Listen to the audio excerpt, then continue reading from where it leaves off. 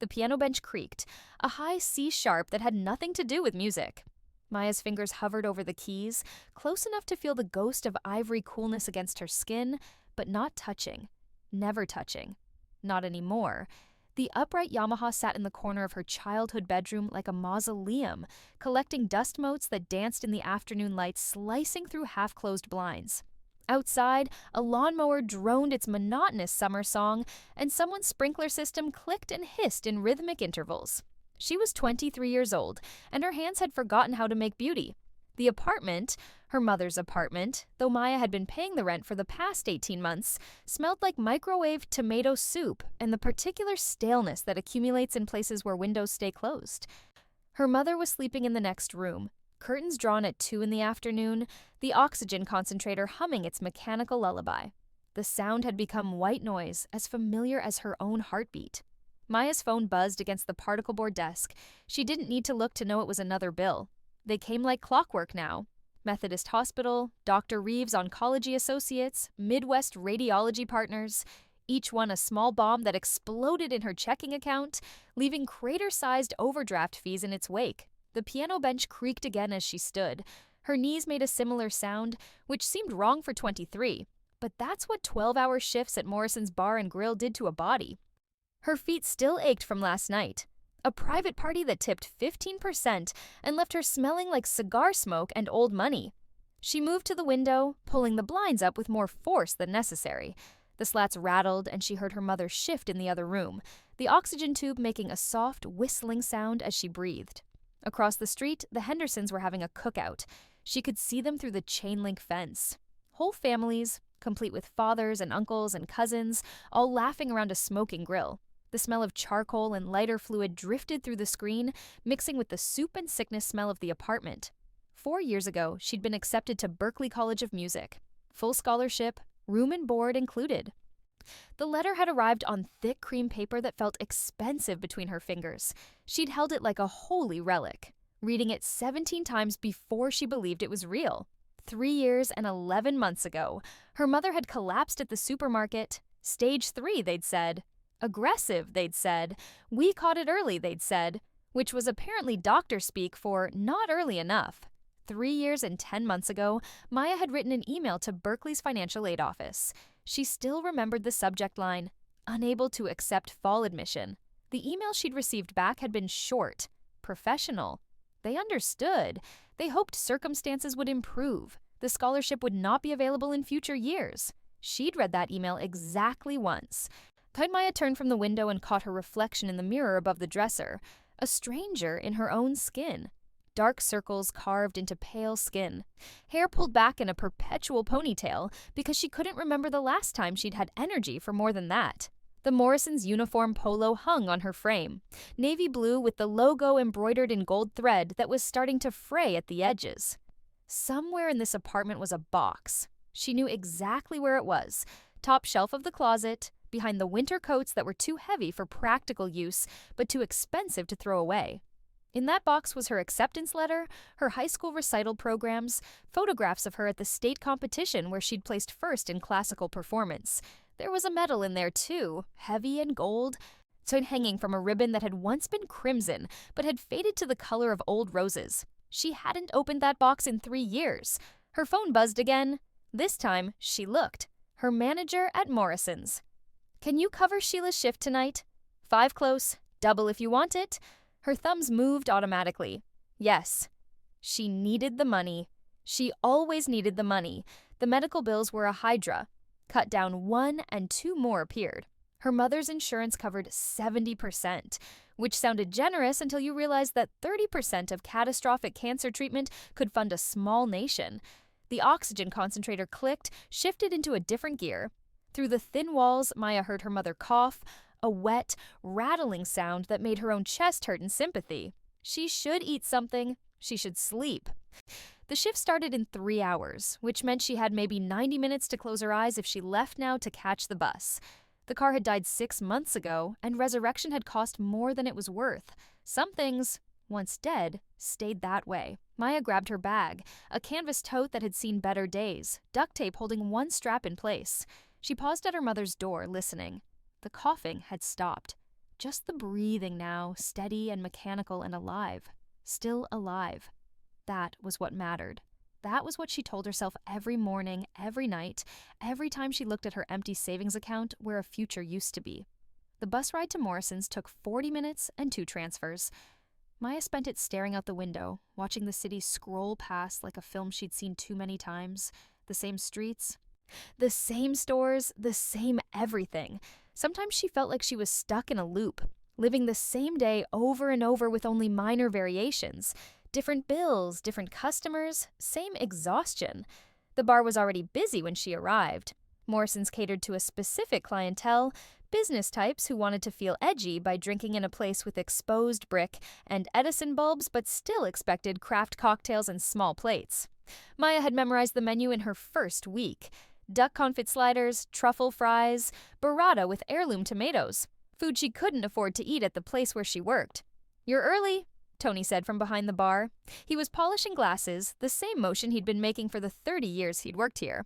"Thought you weren't on till 5. Picking up Sheila's shift?" He grunted, which was Tony's version of sympathy. "You're gonna burn out, kid." She tied on her apron without responding.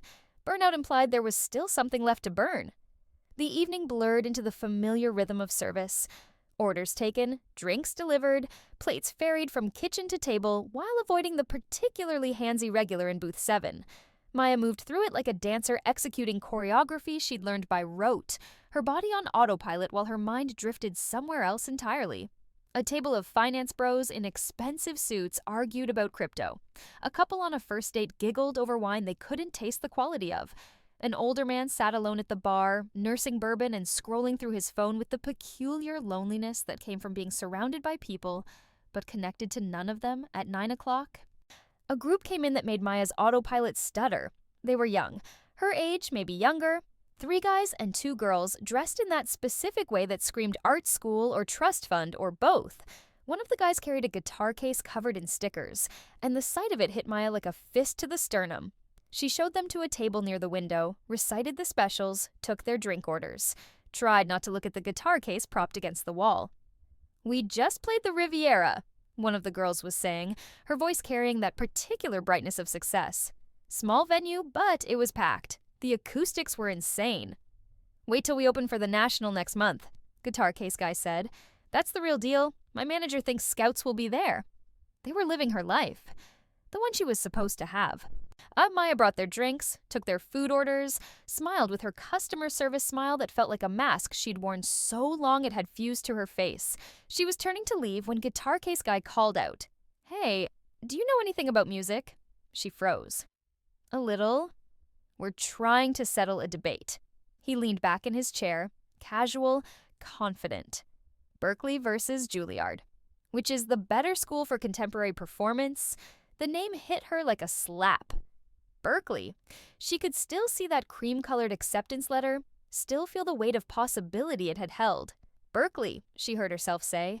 Better industry connections, more focus on contemporary genres and production. Juilliard is incredible for classical, but if you want to work in modern music, Berklee opens more doors.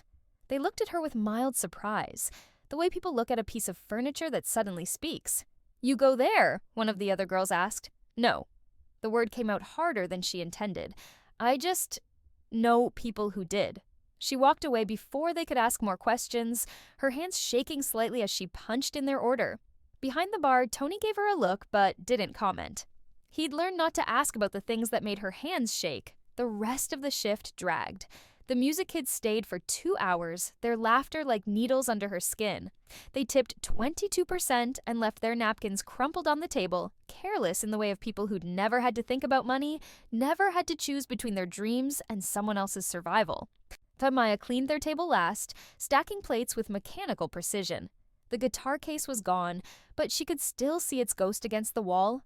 All those stickers representing all those places, all that living. By the time she locked up at midnight, her feet were screaming and her jaw ached from holding her customer service smile. The night bus was late, so she stood at the stop under a flickering streetlight, watching moths kamikaze into the bulb with dull determination. Her phone buzzed. Her mother's night nurse. Maya paid her under the table $60 for a 4-hour shift, which was somehow both too much and not enough. She had a good evening, ate some soup, oxygen levels stable. See you tomorrow night. Good evening, stable. These were the victories now. Well, not standing ovations or encore performances or scholarship acceptance letters, just stable, just alive. The bus finally came, graffitied and reeking of industrial cleaner and human desperation. Maya found a seat by the window and pressed her forehead against the glass, cool against her skin. Outside, the city at night looked almost beautiful, all those lights hiding all that darkness. She closed her eyes. The sound that woke her wasn't the bus driver calling her stop. It was music, piano music specifically. Rachmaninoff's Piano Concerto No. 2 in C minor, the third movement. She knew it like she knew her own heartbeat because she'd performed it once at the state finals her senior year. She could still feel the weight of those chords in her fingers, the way the melody had built and built until it felt like she was flying. But the sound wasn't coming from her memory. It was real, drifting through an open window somewhere, live and immediate, and Maya's eyes snapped open. She wasn't on the bus. She was sitting at a piano. Her hands were on the keys, actually on the keys, not hovering ghost-like above them. And they were moving, executing the exact passage she'd been thinking about, the one from the state finals. Her fingers flew across the ivory with a muscle memory she'd thought was dead. Buried under 3 years of slinging drinks and wiping tables, the room came into focus slowly, like a photograph developing. High ceilings, afternoon light through tall windows, the smell of furniture polish, and the specific mustiness of old wood. This wasn't her mother's apartment. This wasn't Morrison's. This wasn't anywhere she recognized.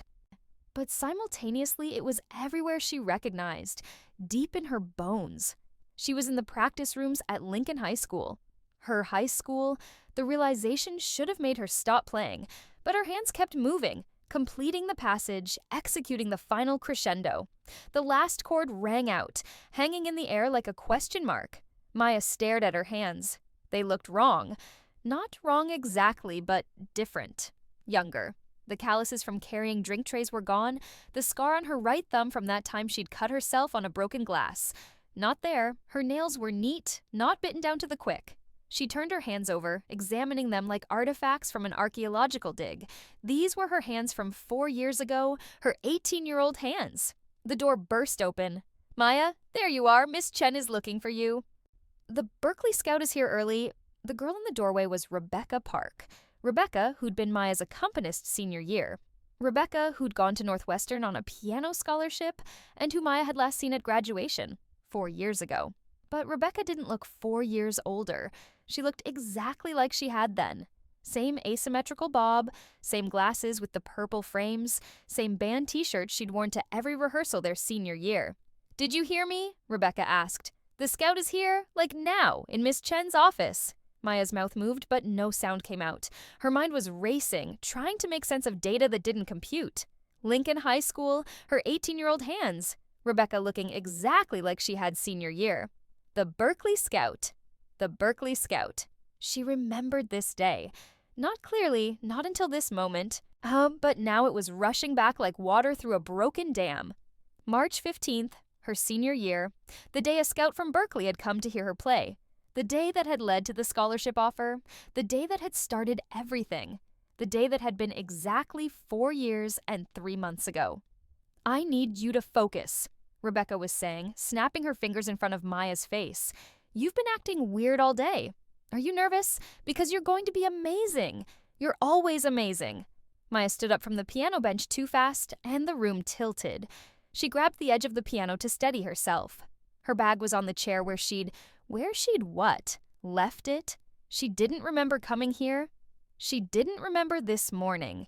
The last thing she clearly remembered was being on the bus, heading home from Morrison's, so tired down to her bones, thinking about Rachmaninoff and now she was here. She was 18 years old, standing in the practice room at Lincoln High School, and the Berkeley Scout was waiting to hear her play. "I need a minute," Maya managed. "You don't have a minute? Come on." Rebecca grabbed her hand, young hand, uncalloused hand, impossible hand, and pulled her toward the door. The hallways of Lincoln High School were exactly as Maya remembered, and also entirely surreal. The same industrial beige walls, the same motivational posters that weren't motivating, the same smell of floor wax and teenager. Students passed in clusters, their faces familiar in a way that made Maya's chest tight. There was David Chen, who'd sat behind her in AP English. There was the girl whose name she'd never learned, but who always ate lunch alone by the east stairwell. They were all 4 years younger. They were all exactly as they'd been. Maya's phone buzzed in her pocket, except she didn't have pockets in the Morrison's polo. She was wearing jeans, her favorite pair from high school that she'd donated to Goodwill 2 years ago because they didn't fit anymore. She pulled out her phone, not her cracked screen smartphone with the battery that died at 40%, but her old iPhone 6 with the case covered in sheet music patterns. The date on the screen read March 15th, 2021. She stopped walking so abruptly that Rebecca ran into her. Maya, seriously, what is wrong with you? What was wrong with her? She was 23 years old in an 18-year-old body. She was standing in a high school she'd graduated from 4 years ago.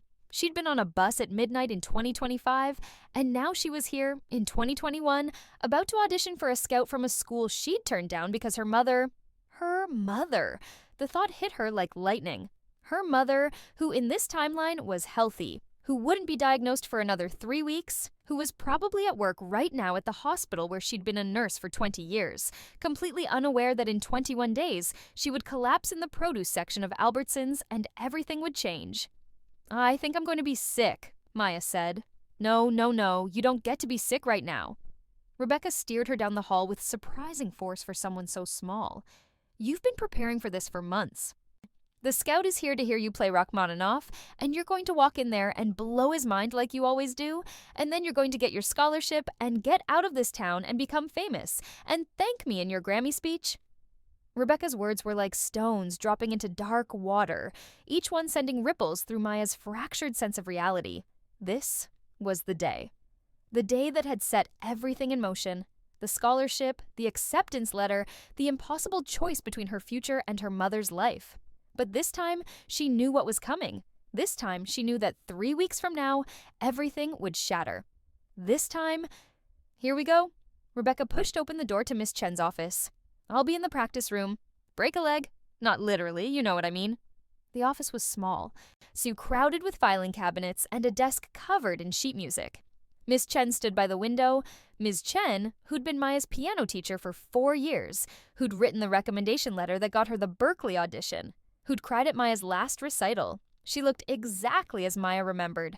Gray hair in a bun, reading glasses on a chain, cardigan with actual elbow patches. And sitting in the chair across from her was a man in his 40s, wearing jeans and a blazer, holding a leather portfolio. The scout. "Maya," Miss Chen's face lit up. "This is David Okonkwo from Berkeley's admissions office. David, this is Maya Lin, the student I told you about." David stood, extended his hand. Maya shook it automatically, her brain still several steps behind her body. His hand was warm, his grip firm, real. All of this was real. "I've heard wonderful things," David said. His voice had a slight accent. Nigerian, Maya remembered now. She'd learned this about him last time, in the conversation after the audition when he'd told her she was exactly what Berkeley was looking for. "Miss Chen says you're one of the most talented students she's ever taught." Maya's being modest, Miss Chen interjected. "She won state finals last year with a near-perfect score. She's performed at Carnegie Hall. The youth competition showcase," Maya heard herself correct. "Not like a solo concert," David smiled. "Still impressive. I'd love to hear you play. What have you prepared?" This was where she was supposed to say Rachmaninoff, where she was supposed to walk to the upright in the corner, sit down, and play the piece she'd been perfecting for 6 months. Where she was supposed to impress him enough that he'd recommend her for a full scholarship, which would arrive in 3 weeks in the mail, the same day her mother would collapse in a supermarket. But Maya just stood there, her mind 1,000 miles away, and 4 years in the future, thinking about an oxygen concentrator humming in a small apartment, about bills that never stopped coming, about the weight of choosing between your dreams and someone else's survival. "Maya," Miss Chen's voice held a note of concern. "Are you all right?" No, she wasn't all right. She was trapped in a loop, living a day she'd already lived, armed with knowledge that felt more like curse than gift. Because what was she supposed to do with this? Play for the scout, get the scholarship, and then what? Turn it down again when her mother got sick? Accept it and let her mother navigate cancer treatment alone? The walls of the small office felt like they were closing in. The window behind Miss Chen showed the parking lot, and beyond that, the football field where she'd spent countless afternoons in the marching band, back when she'd thought music was just something she was good at, before she'd understood it was the only thing that made her feel alive. "I'm sorry," Maya said. "I need some air." She walked out before either of them could stop her, down the hallway where students stared because Maya Lin didn't walk out of important meetings, didn't panic, didn't crack under pressure.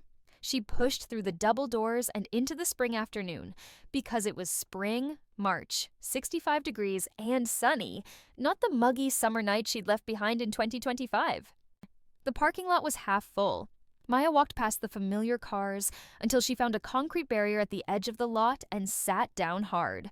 Her hands were shaking. Her whole body was shaking. This couldn't be real. People didn't travel through time. They didn't get do-overs. They didn't wake up 4 years in the past with all their memories intact. Except apparently they did, because here she was. A car door slammed. Maya looked up to see a woman getting out of a silver Honda Civic in the parking lot. The woman was wearing scrubs, blue, with a pattern of tiny stethoscopes.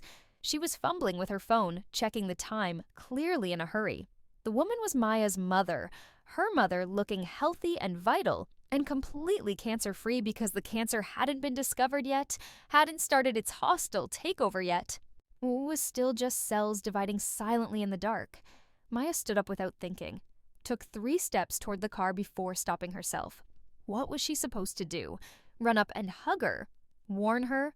Tell her that in 3 weeks she needed to go to the doctor, needed to demand a full workup, needed to catch it before it caught her? Her mother looked up, saw Maya, and waved. "Sweetheart, I thought your audition was at 2. "It is. I'm just—" Maya's voice sounded strange to her own ears. "Taking a break." Her mother walked over, and Maya could see details she'd forgotten in the blur of the last 4 years. The laugh lines around her eyes, the silver streak in her dark hair that she always said made her look distinguished, the small scar on her chin from when she'd fallen off her bike as a kid. She looked so alive it hurt to see. "Nervous?" her mother asked, reaching out to tuck a strand of hair behind Maya's ear. The gesture was so familiar, so casually loving, that Maya felt her throat close up. "Yeah," she managed. "You're going to do great. You always do," her mother smiled. "I just wanted to stop by and wish you luck before my shift. I'm working a double, so I won't see you till tomorrow morning, but I want to hear all about it then, okay?" Maya nodded, not trusting herself to speak. "That's my girl." Her mother kissed her forehead, a quick press of lips that smelled like the lavender lotion she always wore. "Go show them what you've got. I'm so proud of you." She walked back toward the school building. She was dropping off some paperwork for the school nurse, Maya remembered now. A routine thing. Nothing significant. Just a normal day in a normal life that would stop being normal in exactly 21 days. Maya watched her go, this woman who would sacrifice everything for her, who would insist Maya take the scholarship, even as she underwent chemotherapy, who would say, "I'll be fine," with tubes in her arms and poison dripping into her veins.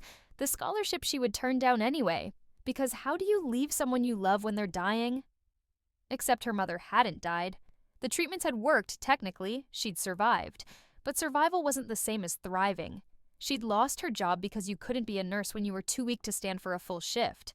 They'd lost the house because medical bills didn't care about mortgage payments. She'd survived, but the cost had been everything else. Her career, her independence, her vitality. And Maya had survived too, but the cost had been her future. The door to the school opened and Rebecca emerged, scanning the parking lot. She spotted Maya and jogged over. "Okay, what is going on with you?" Rebecca asked. "Miss Chen is freaking out. The scout is confused. You literally ran out of your own audition." "I know. So, are you coming back? Because if you don't audition, you don't get the scholarship. And if you don't get the scholarship, I know what happens," Maya interrupted. Rebecca stared at her. "Are you having a breakdown? Is this a breakdown? Because if you need to have a breakdown, fine. But maybe schedule it for after the audition that could literally change your entire life." Change her life? That was the thing, wasn't it? The audition had changed her life. The scholarship had changed her life. Or it would have. if she'd been able to take it, but she'd gotten the same result in the end, a life lived in service to someone else's survival. Her dreams filed away in a box on a closet shelf. But this time, she knew it was coming. This time, she could prepare. And this thought hit her like a physical blow, this time, she could stop it. "Rebecca," Maya said slowly, "if you knew someone was going to get sick, really sick, and you could warn them early enough to maybe prevent it, or at least catch it sooner, would you?" Is this a philosophy question? Because I have a calculus test next period I should probably be studying for. "I'm serious," Rebecca sighed. "Yes, obviously. If I could save someone from getting sick, I would. But that's not how life works. We can't see the future, but Maya could see the future. She'd already lived it." She pulled out her phone, the one from 2021 with the full battery and the uncracked screen, and opened the calendar app. March 15th, 2021, 3 weeks until April 5th. 3 weeks until her mother would collapse. 3 weeks to figure out how to change everything. "I need to go," Maya said. "What?" "No, you need to go back inside and audition." "I will." Maya was already walking toward the bike rack where she'd locked her old 10-speed this morning. Another thing she'd forgotten she used to do. "I just need to do something first. Maya!" But she was already unlocking the bike, swinging her leg over, pedaling toward the parking lot exit. The spring air felt sharp in her lungs. Her legs remembered this motion, this particular bike, this route.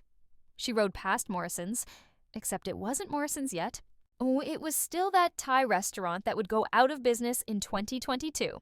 She rode past the bus stop where she'd stood just hours ago, or 4 years from now, depending on how you counted, past the apartment building her mother would move into after losing the house. She rode to her real house, her childhood home, the 3-bedroom ranch with the blue shutters, and the garden her mother had spent 15 years cultivating. It was still theirs. In this timeline, it was still theirs. Maya dropped the bike on the lawn and used her key, a key she'd thrown away years ago, but that was now miraculously in her pocket, to let herself in. The house smelled like home, like the lemon cleaner her mother loved, and the vanilla candles that were always burning. Photos lined the hallway, Maya at various piano recitals, her mother graduating from nursing school, the two of them at the Grand Canyon on a road trip when Maya was 12. She went straight to the kitchen and opened the junk drawer where her mother kept everything that didn't have a proper place. Batteries, rubber bands, takeout menus, and a small address book with emergency numbers. Maya flipped to the page where her mother had written the number for Dr. Patterson, her primary care physician. She pulled out her phone and took a photo of the number. Then she went to her mother's bedroom. Neat, organized, the bed made with hospital corners, and found her insurance card in the nightstand drawer. Photo, evidence, information. She sat on her mother's bed, surrounded by the normalcy of this moment, this timeline where nothing had gone wrong yet. The afternoon light came through the window at an angle that made the dust motes visible, tiny galaxies spinning in the shaft of sun. Maya had 3 weeks. 3 weeks to convince a healthy woman to get tested for a disease she had no symptoms of. 3 weeks to prevent the future she'd already lived. 3 weeks to save everything. Or 3 weeks to go insane trying to explain something that was impossible to explain. She thought about the audition she'd just walked out of, the scout who was probably packing up his portfolio right now, writing off Maya Lin as another talented student who'd cracked under pressure. She thought about the scholarship offer that wouldn't come now, the acceptance letter that wouldn't arrive. And she thought about her mother, healthy and vital in the parking lot. Then heading to work without any idea that her body was already betraying her. Maya pulled out her phone and called the number for Dr. Patterson's office. "Midwest Family Medical? This is Jennifer." "Hi," Maya said. "I need to schedule an appointment for my mother, Susan Lin. It's kind of urgent." The practice room at Lincoln High felt different when Maya returned to it the next morning. The same space where she'd spent countless hours, where she'd learned the architecture of sonatas and the grammar of chord progressions, now felt like a stage set. Familiar, but fundamentally false, like walking through a museum of your own life. She'd left the appointment card for her mother on the kitchen counter before school, along with a note, "Please go to this. I'm worried about you. Love, M." It was vague enough to be believable, specific enough to be concerning. Whether it would work was another question entirely. Rebecca was already at the piano when Maya walked in, running through scales with the mechanical precision of someone who'd done them 10,000 times. "So?" Rebecca said without looking up. "Want to explain yesterday's meltdown?" Maya set her bag down carefully, buying time. "How did you explain to someone that you'd lived 4 more years than they had? That you'd watched the future collapse and were now trying to rebuild it from the foundation up?" "I just needed a minute," Maya said finally. "You needed like 60 minutes. Miss Chen spent half of yesterday afternoon trying to reschedule with the Berkeley Scout. He's coming back Monday." Monday. 4 days from now. In the original timeline? God. Or she was thinking in terms of timelines now. She'd aced the audition. She'd played Rachmaninoff like she was born to it, like the piano was just an extension of her body. The Scout had been impressed. The scholarship offer had come, and she'd turned it down. "I'll be ready Monday," Maya said. "You better be. Miss Chen is already stressed about the spring concert, and Mr. Harrison is threatening to cut the music program budget again, and—" Rebecca stopped mid-scale. "Are you even listening to me?" "Sorry, yes, budget cuts. I'm listening." But she wasn't, not really. Her mind was stuck on the appointment card, on whether her mother would go, on how to convince a healthy woman that she needed to be screened for something that hadn't manifested yet. In the original timeline, the cancer had been caught at stage 3 because her mother had ignored symptoms for months, the fatigue she'd attributed to her nursing shifts, the occasional pain she'd written off as stress. But right now, there were no symptoms. Right now, her mother was perfectly healthy by all observable metrics. Maya sat at the piano, let her fingers find middle C. The note rang out, pure and simple, a fixed point in a reality that had become fundamentally unstable. "You're doing the thing," Rebecca said. "What thing?" "The thing where you touch the piano like it's going to bite you. You only do that when something's really wrong." Maya wanted to laugh. Something was really wrong. Everything was really wrong. She was 18 years old and 23 years old simultaneously. She was standing at a crossroads where all the paths led to loss. Her dreams or her mother, her future or her family, the scholarship or the sickness, except maybe she could find a third path, a fourth path, a path that didn't require her to sacrifice everything.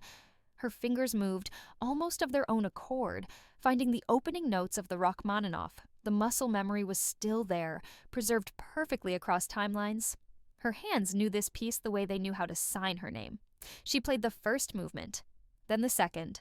By the time she reached the third, other students had gathered in the doorway, drawn by the music. Maya played through them, played past them, played until the final chord dissolved into silence. "Okay," Rebecca said into the quiet. You're definitely ready for Monday." But Maya wasn't thinking about Monday. She was thinking about the way the music had felt, both exactly like she remembered and completely different. 4 years ago, or yesterday, depending on perspective, she'd played this piece with the confidence of someone who didn't know what loss felt like. Now she played it with the weight of everything she'd learned in the years between. The music was better for it, deeper, more alive. Maybe that was what came back with her. Not just the knowledge of what would happen, but the depth of experience that made her a better musician. Maybe she could use that. The day crawled past. Maya moved through classes like a ghost, half present, her mind always elsewhere. In AP English, Mrs. Rodriguez assigned an essay on the American dream and whether it was still achievable. Maya almost laughed. The American dream! She'd achieved it and lost it and was now trying to achieve it again, armed with the knowledge that achievement and loss were sometimes the same thing. At lunch, she sat in the cafeteria and watched her classmates with the bizarre detachment of someone who knew what would happen to them. There was Jake Morrison, who would get a full ride to Stanford and drop out sophomore year to start a tech company. There was Ashley Chen, who would become a doctor like her parents wanted, even though she dreamed of being a writer. There was Marcus Webb, who would die in a car accident their freshman year of college, and Maya had to look away from him because the grief was too fresh, even though it hadn't happened yet. Wouldn't happen for months. Her phone buzzed. A text from her mother. "Got your note? Appointment is scheduled for next Friday. Everything okay?" Next Friday, April 2nd, 3 days before the collapse in the original timeline. Maya typed back, "Everything's fine. Just want you to get a checkup. It's been a while." The lie sat heavy on her chest. Nothing was fine. Everything was the opposite of fine. But she couldn't exactly text, "Hey mom, I'm from the future and you have cancer and we need to catch it early." The weekend passed in a strange fugue state. Maya practiced Rachmaninoff until her fingers ached, but she also made excuses to be around her mother, helping with groceries, offering to cook dinner, just existing in the same space.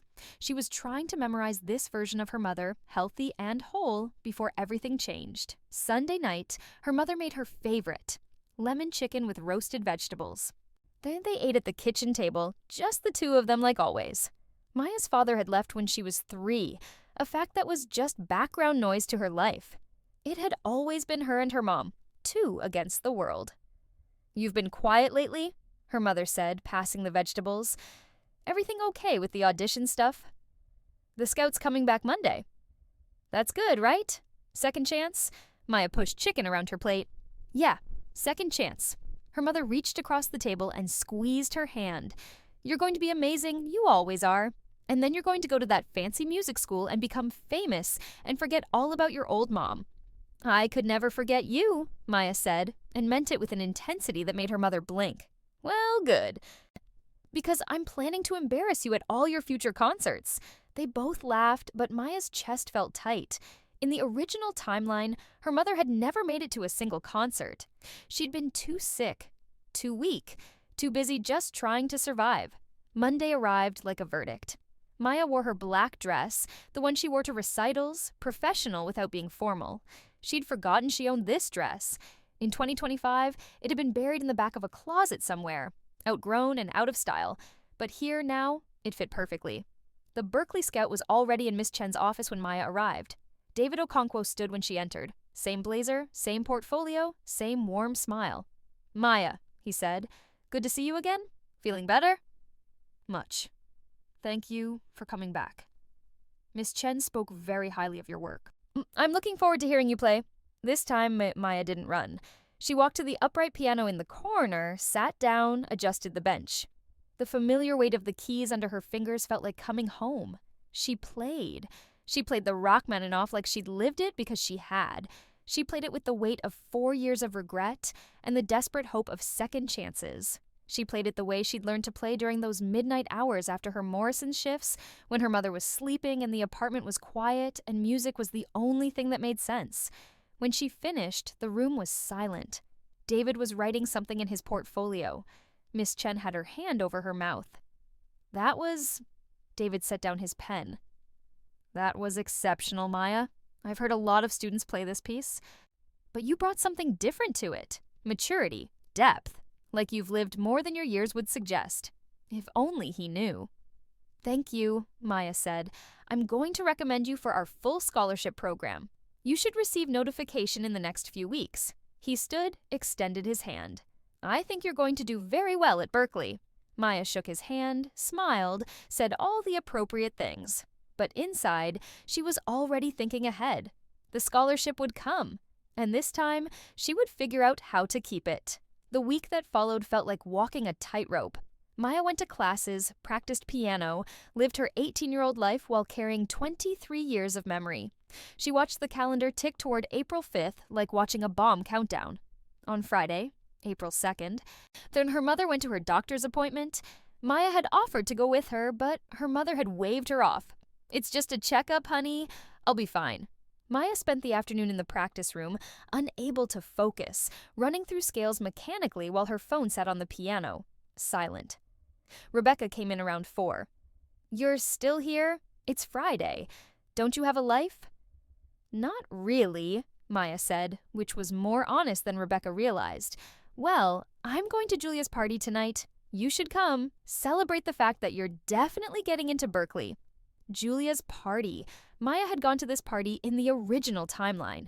She'd gotten drunk on cheap vodka and made out with Ben Rodriguez, and woken up the next morning with a headache and fuzzy memories. It had felt important then, like crossing some invisible threshold into adulthood. Now it just seemed exhausting. "Maybe," she told Rebecca, knowing she wouldn't go. Her phone rang at 5:47 p.m. Her mother.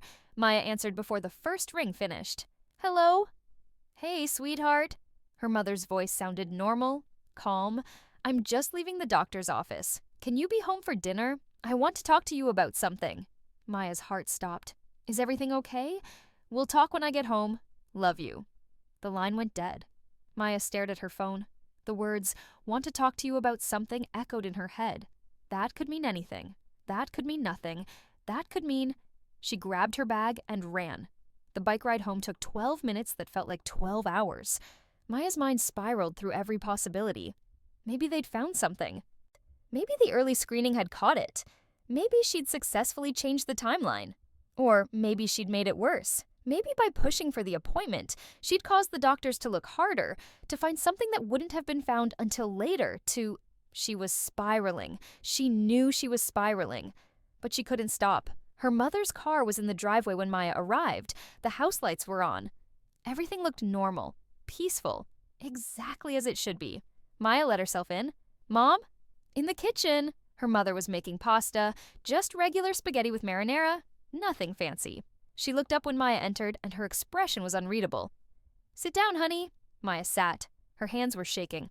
Her mother turned off the stove, wiped her hands on a dish towel, and sat across from Maya at the kitchen table. This table where they'd eaten countless meals, where Maya had done homework and practiced music theory and lived her entire childhood. So, her mother said, I went to Dr. Patterson like you asked. And she was confused why I was there, since I'd just had a checkup 6 months ago and everything was fine. Maya's heart was hammering. But you did the appointment? I did. I told her you'd been worried about me, that I'd been feeling tired lately. Her mother paused. Which isn't entirely untrue. The double shifts have been rough. Did she run any tests? She did a basic workup. Blood panel, that sort of thing. Said everything looked good? Her mother reached across the table and took Maya's hand. Baby, where is this coming from? Are you worried about something specific? Maya looked at her mother's hand holding hers. Warm, alive, healthy. The same hand that had held hers through childhood, scraped knees, and high school heartbreaks, and would have held hers through cancer treatment if Maya had let it. I just want you to be okay, Maya said. I am okay. I'm perfectly healthy. Dr. Patterson said so. But that was the problem. Dr. Patterson would say that. The cancer was there. Maya knew it was there, but it hadn't grown large enough to show up on basic tests yet. It was just cells, multiplying silently, a ticking time bomb that wouldn't explode for 3 more days. Did you ask about... Maya struggled with how to phrase this. Like additional screening, more comprehensive tests? Her mother frowned. Why would I, Maya? What's going on? Is something wrong? Everything was wrong. Maya was 23 and 18 simultaneously, living in a past she'd already survived, trying to prevent a future she'd already lived. And she couldn't tell her mother any of it because who would believe that their teenage daughter had traveled through time? I just have a feeling, Maya said finally. A bad feeling. A feeling about what? About your health. I think you should get more tests. Comprehensive screening? Soon. Her mother studied her for a long moment. Maya, is this about your grandmother? Maya's grandmother had died of breast cancer when Maya was 7. She barely remembered the woman, just fragments. The smell of her perfume, the sound of her laugh, the way she'd sung while cooking. Maybe, Maya said, seizing on the explanation.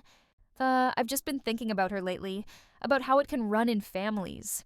And I want you to be careful. Her mother's expression softened. Oh, honey, I know that was scary, but I get my mammograms regularly. Dr. Patterson keeps track of all that. I promise I'm being careful. What about other types of cancer? What about them? I think you should get screened, comprehensively. Maya, those tests are expensive. Insurance doesn't cover them unless there's a reason. Her mother squeezed her hand. I appreciate you worrying about me. It's sweet. But I'm fine. Dr. Patterson would tell me if there was something to be concerned about. But Dr. Patterson wouldn't tell her, not until April 5th, when her mother collapsed and they ran emergency tests and found the tumor that had been growing silently for months, maybe years. So Maya pulled her hand back. What if I paid for it? Paid for what? The screening, the tests, whatever it costs. Her mother laughed, not unkindly. With what money, baby? You're 18. I could get a job, Maya... Her mother's voice was gentle but firm. You don't need to take care of me. That's my job. You just focus on school and your music and getting into Berkeley. Let me worry about the rest. Let me worry about the rest. Those same words her mother would say later, when the diagnosis came, when the bills started piling up, when everything fell apart. Let me worry about it. I'll be fine. You focus on school. But Maya had focused on school, and it hadn't mattered. She'd still lost her scholarship. She'd still spent 4 years watching her mother suffer while she slung drinks and counted pennies and dreamed of a life that might have been. "Promise me you'll think about it," Maya said. "The screening.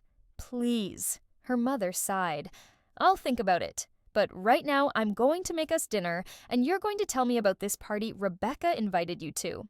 They ate spaghetti and talked about normal things: school, the spring concert, whether Maya needed a new dress for graduation. Her mother laughed and teased and was so vibrantly alive that it physically hurt to look at her, knowing what was coming.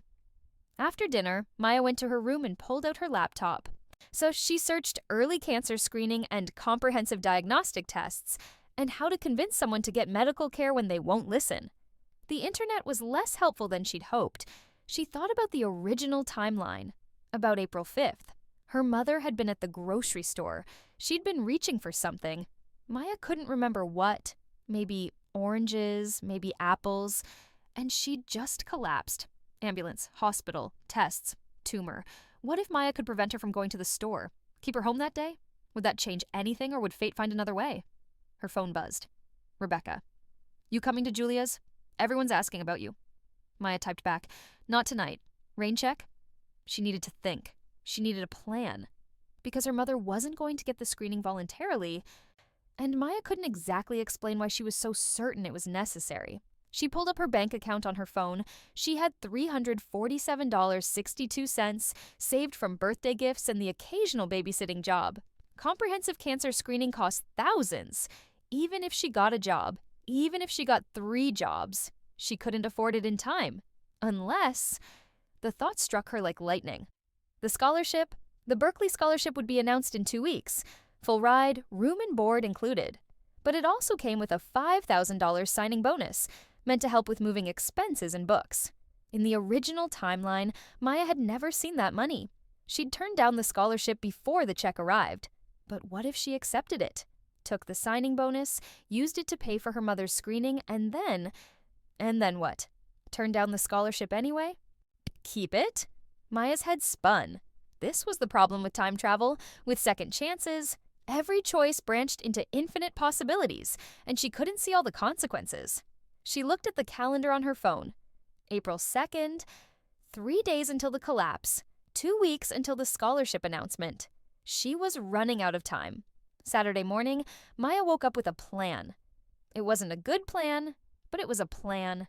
She needed money, fast, and she needed a way to convince her mother to get screened without revealing that she had knowledge of the future. The solution came to her while she was brushing her teeth, staring at her 18-year-old reflection in the mirror. Music. The answer was always music. She'd been good before, good enough to get the Berkeley scholarship, good enough to win competitions. But she'd also spent 4 years getting better. 4 years of experience that no other 18-year-old had. 4 years of pain and loss and life that had deepened her playing in ways that technical skill alone never could. She could use that. Maya pulled out her phone and searched for local performance opportunities. Open mic nights, coffee shop gigs, restaurant background music, anything that paid. In the original timeline, she'd been too focused on school and competitions to pursue paid performances. But now she had experience. She knew what worked. She knew how to play for an audience. She found a coffee shop in downtown Denver that hosted Friday Night Live music. $100 per show, plus tips. She sent an email with a recording. Thank God for the recording from her state finals performance that was still on her laptop, and got a response within an hour. "Love your sound. Can you start this Friday?" Yes, she could start this Friday. Next, she searched for private piano students. She'd never taught before, but she had 4 years of additional experience now. Surely that counted for something. She posted ads on 3 different websites. Experienced pianist offering lessons, competition-level instruction, $30/hour. By noon, she had 3 inquiries. By evening, she had her first student booked for Monday afternoon. It wasn't enough. It wouldn't be enough to pay for comprehensive screening before April 5th. But it was something. It was action instead of helplessness. Sunday, Maya practiced for 8 hours straight. Not the Rachmaninoff, she had that memorized down to the muscle memory, but popular songs, jazz standards, the kind of music that would work in a coffee shop. She played Autumn Leaves and Fly Me to the Moon, and The Nearness of You. Songs she'd learned over the past 4 years, working at Morrison's, listening to the music they piped through the speakers while she served drinks to people who didn't notice she existed. She played until her fingers cramped, until her mother knocked on the door and told her to take a break before the neighbors complained. Monday morning arrived with the weight of inevitability. 3 days until April 5th, 3 days until her mother would collapse, unless Maya could find a way to stop it. Her first piano student was a 10-year-old named Emma, whose parents wanted her to learn classical technique. Maya taught her scales and basic theory, watching the girl's small fingers stumble over the keys, and felt the surreal disconnect of being 18 and 23, and neither and both. After the lesson, Emma's mother handed her $30 in cash. Same time next week? Absolutely, Maya said, pocketing the money that felt simultaneously substantial and completely inadequate. Tuesday, Maya had 2 more students and a rehearsal at the coffee shop. She played through her set list for the owner, a woman named Carmen with silver hair and more tattoos than seemed physically possible. "You're good," Carmen said when Maya finished. "Like, really good. Where have you been hiding?" "Just doing my own thing," Maya said, which wasn't technically a lie. "Well, Friday nights are usually dead, but with you, I think we might actually get some traffic. Play like that, and your tips could be better than your base pay." Tips. Maya hadn't thought about tips. Every dollar counted. Every dollar was one more dollar toward the screening her mother needed, but wouldn't get. Wednesday night, Maya couldn't sleep. She lay in bed, staring at the ceiling, listening to her mother's soft snoring through the wall. Tomorrow was April 4th, the day before. The day before everything changed. She could call in a bomb threat to the grocery store. She could fake a family emergency. She could… what? What could she do that wouldn't seem completely insane? At 2 a.m., she got up and went to her mother's room. She stood in the doorway, watching her sleep. In the dim light from the hallway, her mother looked peaceful, healthy. So completely unaware that her body was betraying her, that cells were dividing and spreading and building toward catastrophe. Maya thought about waking her up, telling her everything. But what would she say? "Mom, I'm from the future and you have cancer." That was a fast track to a psych evaluation, not a doctor's appointment. She went back to her room and did the only thing that made sense. She sat at her keyboard, the small electric one she used for practice when the real piano would be too loud, and she played. Soft enough not to wake her mother, but loud enough to quiet her own mind. She played everything she knew, everything she'd learned, everything she'd felt over the past 4 years of loss and regret and desperate determination. She played until the sky outside started to lighten, until she heard her mother's alarm go off.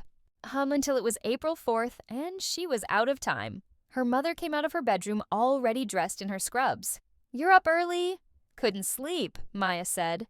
"Big day?" "Every day was big when you were trying to prevent a future you'd already lived." Something like that. Her mother poured coffee, kissed Maya's forehead, grabbed her keys. "I'll be home around 6. We can order Chinese for dinner." "Mom, wait." Her mother turned, eyebrows raised. Maya opened her mouth to say something. What? She wasn't sure. "Don't go to the grocery store tomorrow. Stay home. Please." But the words stuck in her throat because how could she explain? "I love you," she said instead. Her mother smiled, soft and warm. "Love you too, baby. See you tonight." The door closed. The car started. Maya watched through the window as her mother backed out of the driveway and drove away, heading to a shift at the hospital where she'd spend the day taking care of other people, completely unaware that tomorrow her own body would require emergency care. Maya looked at the calendar on her phone. April 4th. 1 day. She had 1 day to figure out how to change everything. Maya spent April 4th in a state of controlled panic. She went to school because not going would raise questions, but she absorbed nothing from her classes. Her mind was elsewhere, running through scenarios, discarding options, searching desperately for a solution that didn't exist. At lunch, Rebecca cornered her in the cafeteria. "Okay, seriously, what is wrong with you? You've been weird for like 2 weeks now." "Define weird," Maya said, pushing food around her tray. Distracted, anxious. You look like you haven't slept in days, and you're teaching piano lessons now? Since when do you have time for that?" "I need the money." For what? College? You're getting a full ride to Berkeley. Maya set down her fork. What if I don't go to Berkeley? Rebecca stared at her. Are you having a stroke? Should I call someone? I'm serious. What if I took a gap year, stayed here, worked, saved money? Why would you do that? You've been working toward this for years. This is your dream. Was it, though? Had it ever really been Maya's dream? Or had it just been the thing she was good at, the path that made sense? And even if it had been her dream once, could she pursue it knowing what it would cost? These were the questions that had kept her up at night for 4 years. And now, gifted with a second chance, she still didn't have answers. I'm just thinking about options, Maya said. Your option is to go to Berkeley and become amazing and get out of here, Rebecca said firmly. Don't overthink this. But overthinking was all Maya could do. She thought about it through the rest of lunch, through afternoon classes, through the bike ride home. She thought about tomorrow, April 5th, and what she could do to prevent it. She could tell her mother not to go to the store, but her mother would just go another day, and maybe she'd collapse then, and Maya would have just delayed the inevitable. She could somehow cause a car accident. Nothing serious, just enough to keep her mother home. But that was insane. That was the kind of thing you read about in cautionary tales about people who tried to change fate. Her phone rang. A number she didn't recognize. Hello? Maya Lynn. The voice was professional, female. This is Jennifer from Dr. Patterson's office. I'm calling because your mother's blood work came back, and there's something we'd like to follow up on. Maya's heart stopped. What? Some of her markers were slightly elevated. It's probably nothing, but Dr. Patterson would like to schedule some additional screening. Could you have your mother call us? What kind of markers? I'm not authorized to share specific medical details with you, but if you could have her call us as soon as possible, we'd appreciate it. Okay, yes, I'll tell her. Maya hung up and stared at her phone. The blood work, the appointment she'd pushed for. They'd found something. This was what she'd wanted, wasn't it? Early detection, catching it before the collapse. But somehow hearing it confirmed made it real in a way that memory hadn't. Her mother was sick. Her mother had been sick this whole time, in both timelines, and Maya knowing about it didn't change that fundamental fact. She called her mother straight to voicemail. Hey Mom, I need you to call Dr. Patterson's office as soon as you get this. It's important. Call me back. The next 3 hours were agony. Maya paced her room, tried to practice piano, gave up, paced some more. Her mother was at work, probably with her phone in a locker, unreachable. At 6:15, her mother walked through the door carrying takeout bags. Chinese is here. I got your favorite. You need to call Dr. Patterson's office, Maya interrupted. Her mother set down the bags. What? Why? They called me about your blood work. They said some markers were elevated and they want to do more screening. When did they call? This afternoon. I've been trying to reach you. Her mother pulled out her phone, saw the missed calls from both Maya and the doctor's office. Her expression shifted, just slightly, a flicker of concern quickly masked by calm practicality. I'm sure it's fine, she said. Probably just a lab error. Those happen all the time. Can you call them back, please?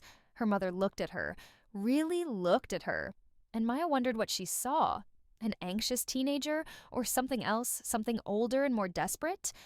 Okay, her mother said finally. I'll call them now. She went into the other room. Maya stood in the kitchen, surrounded by takeout containers, listening to the muffled sound of her mother's voice through the wall. She couldn't make out words, just tone. Questioning, then serious, then quiet. When her mother came back, her face was carefully neutral. They want me to come in tomorrow for additional tests, some kind of imaging study. They had a cancellation so they can fit me in at 10 a.m. Tomorrow, April 5th, the day everything had changed in the original timeline. That's good, Maya said. That's good that they can see you so soon. It's probably nothing, Maya. But you'll go. I'll go. Her mother started unpacking the Chinese food with forced cheerfulness. Now can we eat? I'm starving and this is getting cold. They ate lo mein and orange chicken, and her mother talked about her shift and a difficult patient and the new resident who couldn't start an IV to save his life. Normal conversation, normal evening. Except Maya couldn't taste the food, couldn't focus on the words, couldn't stop thinking about tomorrow. After dinner, she went to her room and pulled out her keyboard. She played quietly, mechanically, running through the set list for Friday's coffee shop gig. She'd still do it. She'd still earn the money. Because even if they caught the cancer early, even if the screening prevented the collapse, there would still be treatment. There would still be bills. She played until her mother knocked on the door and told her it was late. She should sleep. Maya nodded, turned off the keyboard, lay down fully clothed on top of her covers. She didn't sleep. At 5 a.m., she heard her mother moving around. Maya got up, went to the kitchen. Her mother was making coffee, already dressed. "You're up early," her mother said. "I'm coming with you." "Maya, you see, you have school." "I'll skip. This is more important." Her mother opened her mouth to argue, then seemed to think better of it. "Okay, thank you." They drove to the medical center in silence. Maya watched the familiar streets pass by, the same streets she'd traveled in the original timeline, except then it had been in an ambulance, her mother unconscious in the back, Maya riding along because she was next of kin and the only person they could reach. This time, her mother was conscious, alert. They were going to the hospital for screening, not emergency treatment. They were ahead of the crisis. The waiting room smelled like industrial cleaner and fear. Maya sat next to her mother, holding her hand, while they waited for the tech to call her back for the CT scan. "Maya," her mother said quietly, "Wait, how did you know?" "Know what?" "That something was wrong. You've been on edge about this for weeks, since before I even had the appointment." Maya looked at their joined hands. "I just had a feeling." "A feeling?" "Yeah," her mother studied her. "Sometimes I think you're older than you seem. Like you've lived more than 18 years. If only she knew. They called her mother back. Maya waited in the room with old magazines and a TV playing the news on mute. She watched the minutes tick by on the wall clock, each one feeling like an hour, each hour like a lifetime. When her mother finally came out, she looked tired, but okay. They did the scan. Dr. Patterson will review the results and call us this afternoon. And then we'll know more." Her mother squeezed her shoulder. "Try not to worry. Whatever it is, we'll handle it. We'll handle it. Just like they'd handled it in the original timeline. Except this time, maybe handling it wouldn't cost Maya her future." They went home. Maya's mother insisted she go to school. She'd already missed the morning, but she could make afternoon classes. Maya went because arguing seemed more exhausting than complying. She walked through the hallways of Lincoln High like a ghost. In her afternoon classes, teachers talked about upcoming finals, about college plans, about the future like it was a straight line from here to there. Maya knew better. The future was a branching tree with infinite possibilities, and she was trying to climb the right branch while still unsure what right even meant. At 2:30, her phone rang. Her mother. "They found something," her mother said without preamble. "A mass. They want to do a biopsy." Maya closed her eyes. This was it. This was the moment the future diverged from the past. In the original timeline, they'd found the tumor after her mother collapsed. Stage 3. Aggressive, requiring immediate aggressive treatment. "When?" Maya asked. "Tomorrow morning. They're moving fast because of where it is and how it looks on the scan." "What does that mean?" Her mother's voice was steady, but Maya could hear the fear underneath. "It means they're concerned, but it also means we caught it, whatever it is, thanks to you and your feeling. I'll come to the biopsy. You have school." "I'll skip." "Maya, I'm coming, Mom. That's not negotiable." A pause. Then, "Okay, thank you." Maya hung up and stood in the bathroom where she'd taken the call, staring at her reflection. This face, these eyes. So this girl who had lived 4 years that hadn't happened yet and was trying desperately to make sure they never would. She thought about the Berkeley scholarship, about the letter that would arrive in 10 days. She thought about the signing bonus, about how she'd planned to use it for her mother's treatment. But if they'd caught the cancer early enough, maybe the treatment would be less aggressive. Maybe the bills wouldn't be as catastrophic. Maybe she could have both, her mother's health and her own future, or maybe she was deluding herself, thinking you could cheat fate just because you'd seen how the story ended.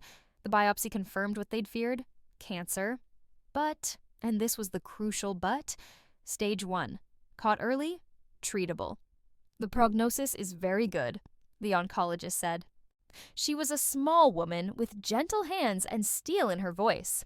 Her name was Dr. Reyes, and she wasn't the oncologist from the original timeline. In that version, her mother had been so advanced by the time of diagnosis that she'd needed the specialist, the one who handled the worst cases. This time, they were in a different office, a better timeline. "We'll want to start treatment soon," Dr. Reyes continued.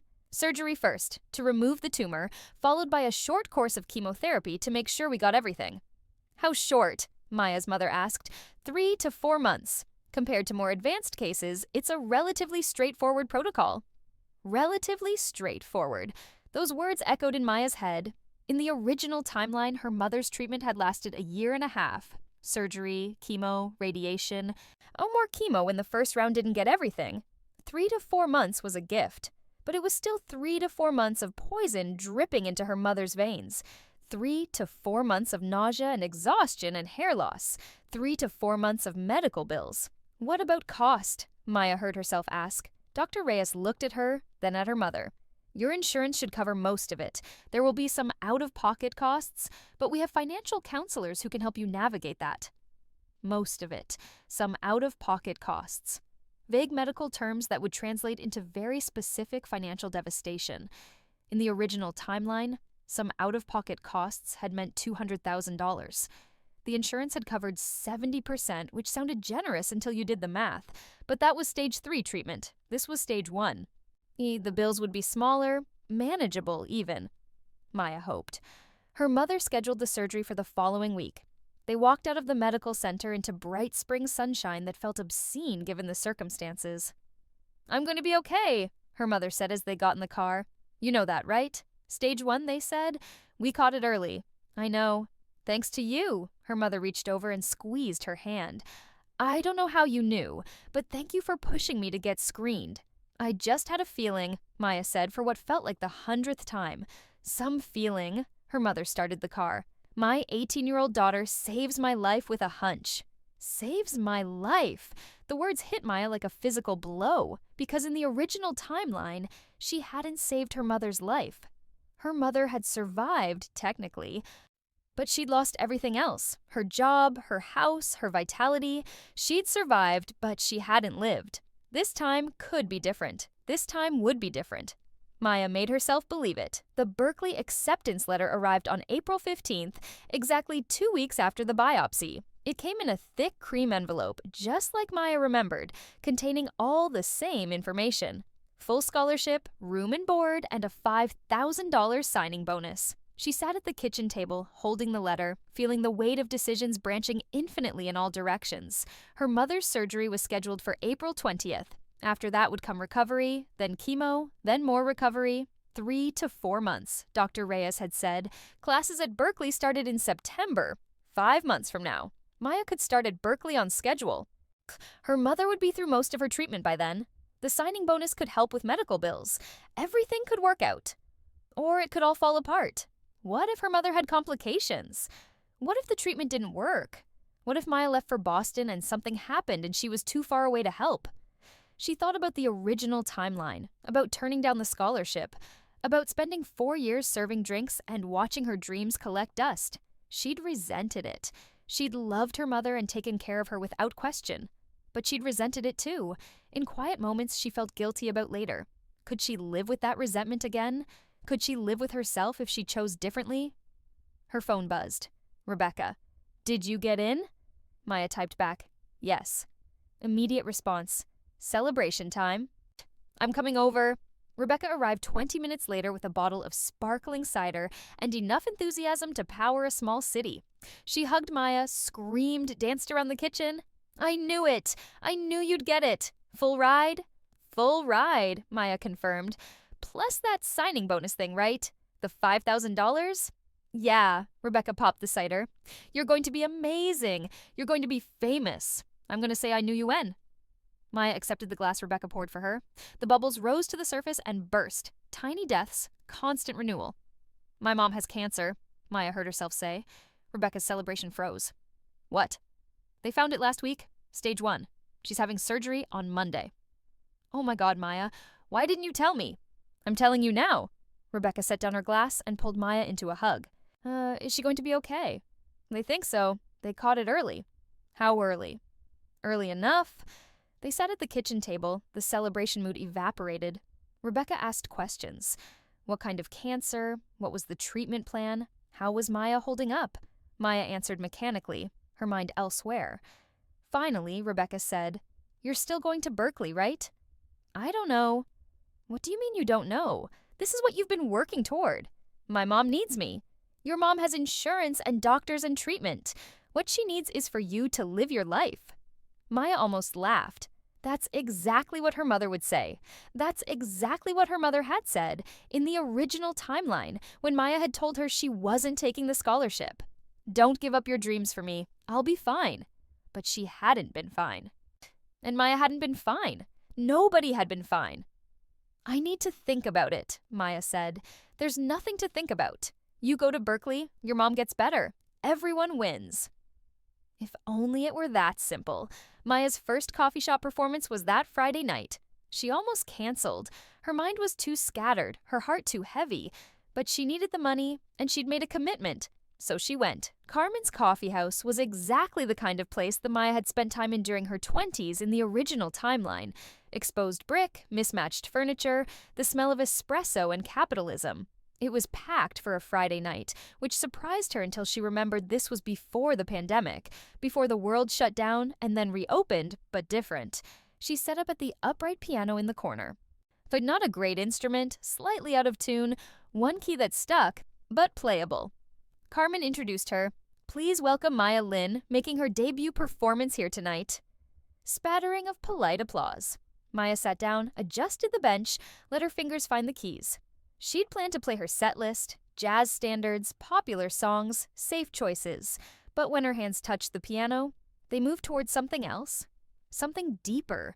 She played an original piece, not one she'd written. She'd never written music before, but one that flowed out of her in the moment, born from 4 years of loss and regret and desperate hope for second chances.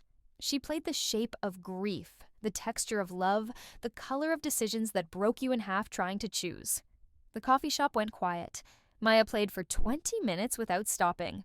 Without thinking, just feeling. When she finished, there was a moment of absolute silence. Then applause. Not polite applause, real applause. She played 3 more pieces, more originals, pulling them from somewhere deep inside where she'd apparently been storing them for years. Songs about hospital waiting rooms and unpaid bills, and the sound of your mother crying when she thinks you can't hear. Songs about second chances and impossible choices, and the weight of loving someone more than you love your own future. When she finished her set, people were standing. Carmen found her during her break. "Where have you been? I don't even have words. That was incredible."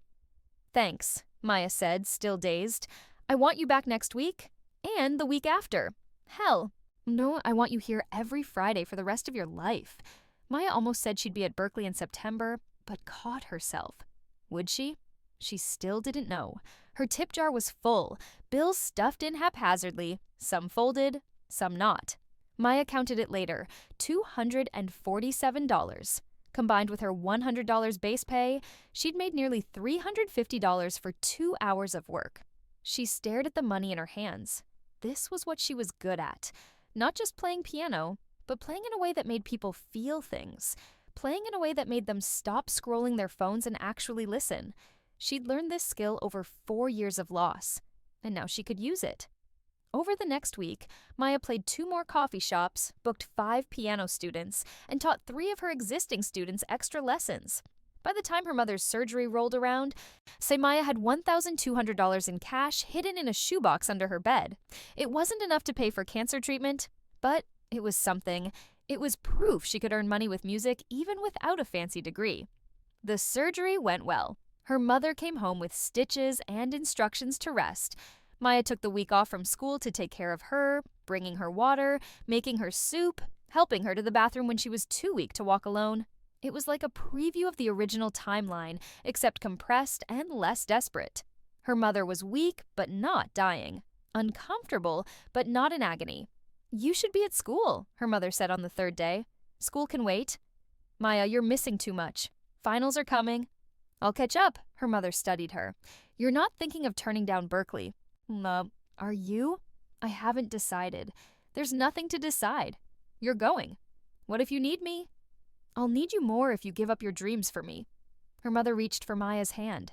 "Baby, I'm going to be fine. The surgery went well. The doctors are optimistic, and you've already done so much by pushing me to get screened early.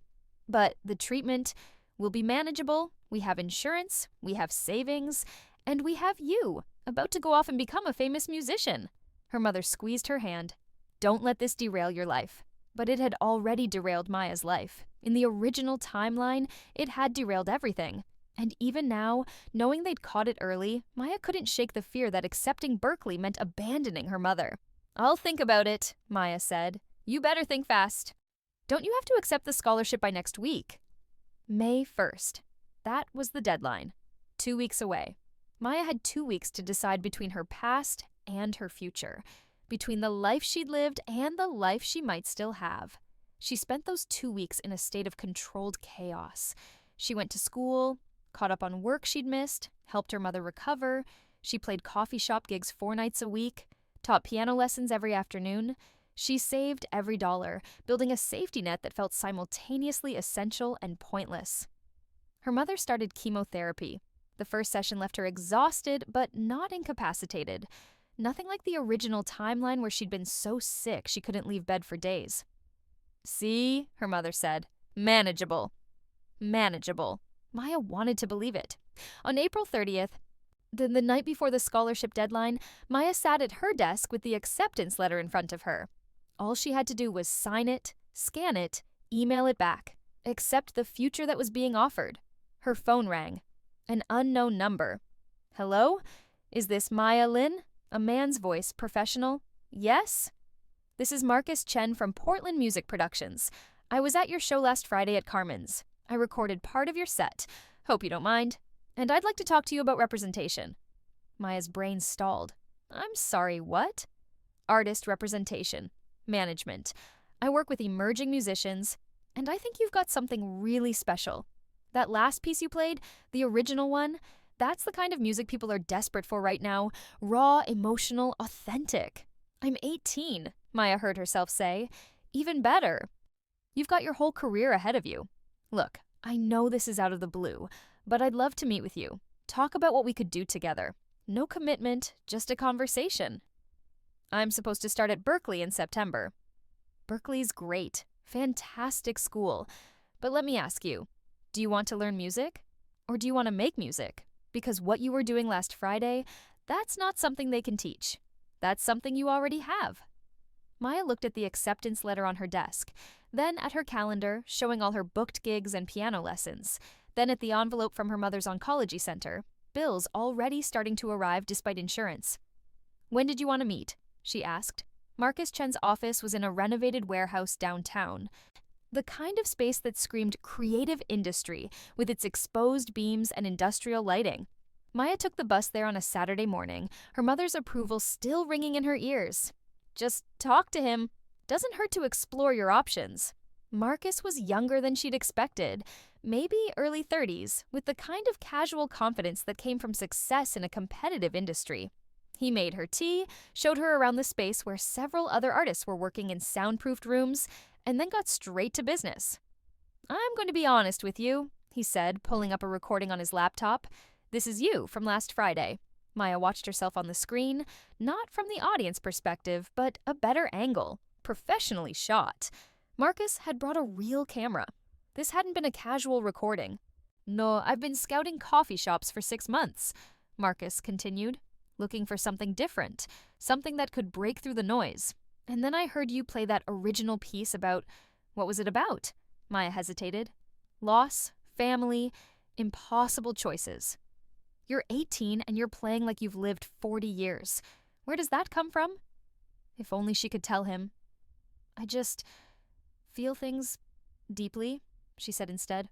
Marcus nodded like this made perfect sense. "Okay, here's what I'm thinking. You've got raw talent and emotional depth that can't be taught.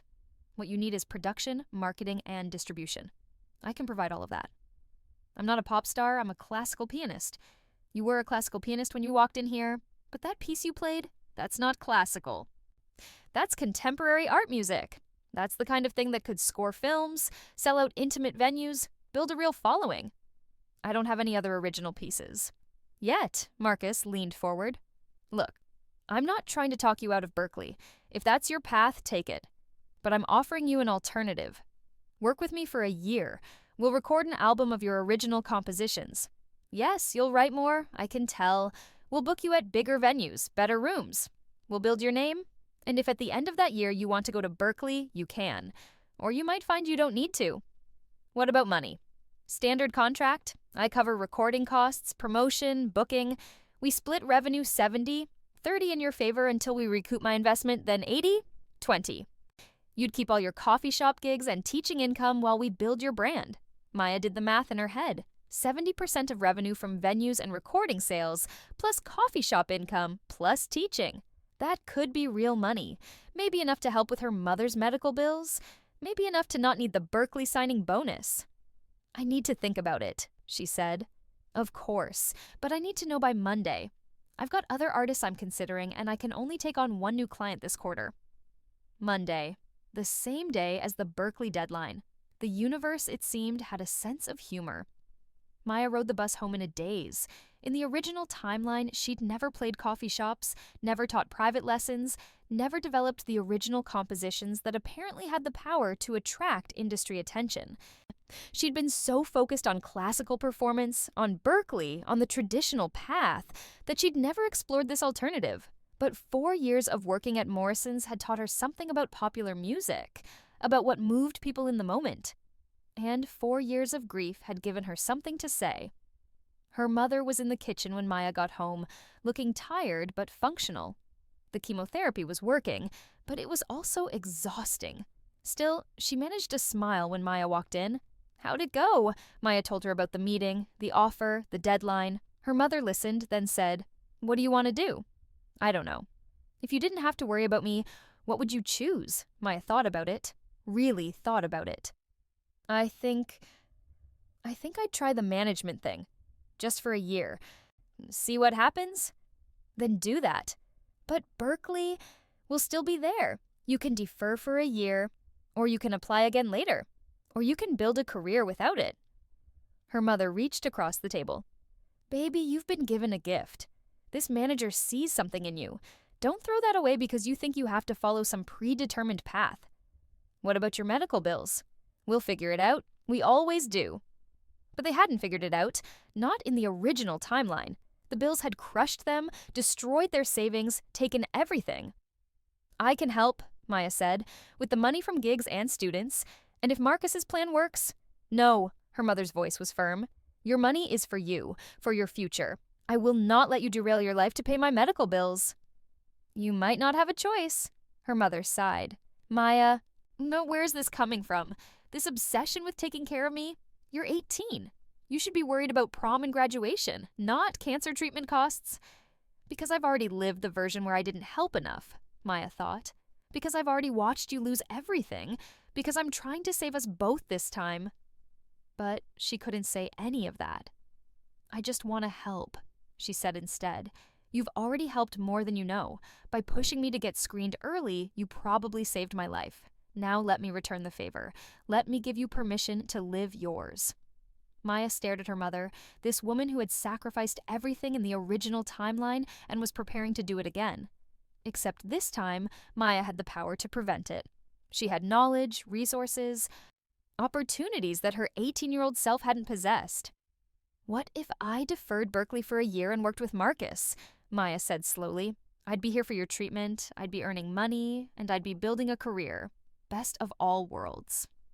"You'd be putting your education on hold. For a year, that's nothing." Her mother studied her.